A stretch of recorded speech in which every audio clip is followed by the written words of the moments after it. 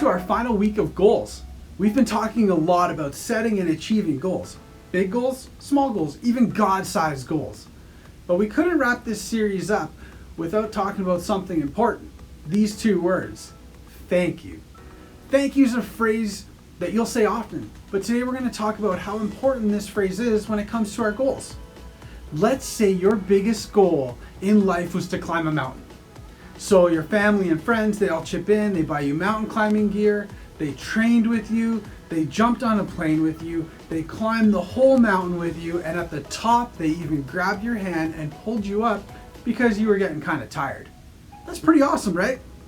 But what if that whole time you never once said thank you? Now that's not a very good thing. It doesn't look very good. So let's check in with Nehemiah and what happened when he reached his goal. Now, to celebrate the completion of the walls, Nehemiah threw a party, but it wasn't a party for himself.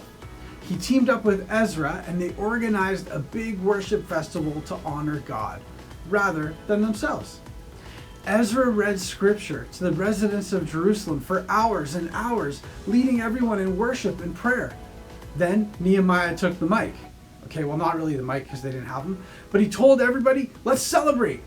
And in Nehemiah 8:10-12, it says this, Nehemiah continued, go and celebrate with a feast of rich foods and sweet drinks, and share gifts of food with people who have prepared nothing. This is a sacred day before the Lord. Don't be dejected and sad, for the joy of the Lord is our strength. And the Levites too, they quieted the people, telling them, hush, don't weep, for this is a sacred day. So the people went away to eat and drink and have a festive meal, to share gifts of food and to celebrate with great joy because they had heard God's words and understood them. Now, not only were the walls completed, but the Jewish people were turning their hearts back to God. It was everything Nehemiah had hoped for when he set out to complete his goal way back in chapter 1. So, when Nehemiah's goals were completed and achieved, he celebrated with joy and invited others to join him. This festival went on for an entire week and ended with a time of worship and praise for what God had done. The Jewish people may have done the physical work and built the wall, but they knew the credit wasn't theirs. It was God's. They may have been working hard for 52 days, but God had been making and fulfilling promises to them since the beginning of time. And the completion of these walls was just another fulfilled promise to add to their list. The goal of rebuilding the walls of Jerusalem began with Nehemiah. In the beginning, it was a goal shared between him and God and no one else. But over time, Nehemiah's God-sized goal outgrew Nehemiah. He needed help. As more people got involved, passion grew for this God-sized goal. Nehemiah wasn't alone anymore in his desire to see his people turn back to God. As more people got involved, Nehemiah's gratitude had to grow too. When his goal was between him and God, he only had to thank God for the progress he made.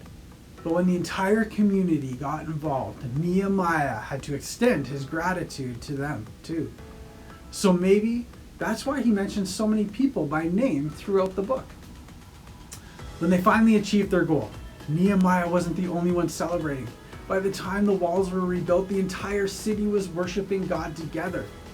When their goal was achieved, Nehemiah was grateful to God and to his community.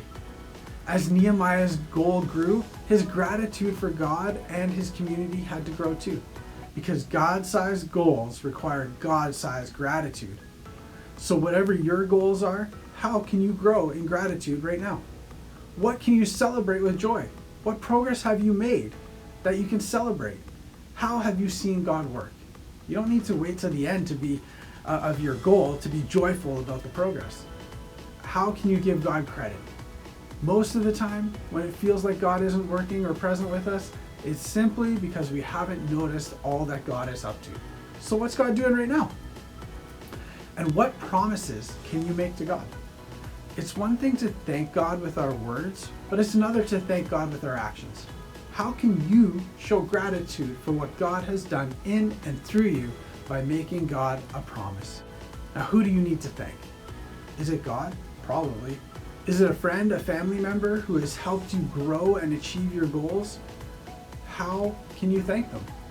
Why don't you take time right now to go thank them. You know what? We'll see you next week as we kick off a new series, Free People.